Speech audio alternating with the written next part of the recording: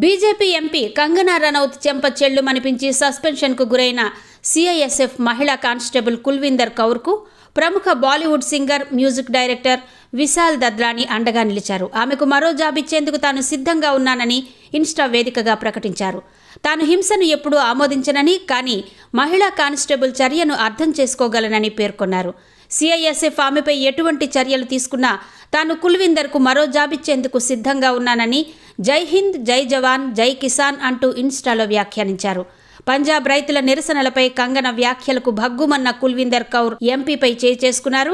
చండీగఢ్ ఎయిర్పోర్ట్లో జూన్ 6న ఈ ఘటన జరిగింది. సెక్యూరిటీ చెక్ తర్వాత బోర్డింగ్ పాయింట్ వైపు వెళ్లబోతున్న కంగనపై మహిళా కానిస్టేబుల్ చేసుకున్నారు. ఈ ఘటనతో సిఐఎస్ఎఫ్ కుల్విందర్ పై సస్పెన్షన్ వేటు వేసింది. రైతులు ₹100 తీసుకుని నిరసనల్లో పాల్గొన్నారని కంగన అన్నారు. ఆ నిరసనల్లో తన తల్లి కూడా పాల్గొన్నారని చెంపదెబ్బ తర్వాత కుల్విందర్ కౌర్ వివరణ ఇచ్చారు.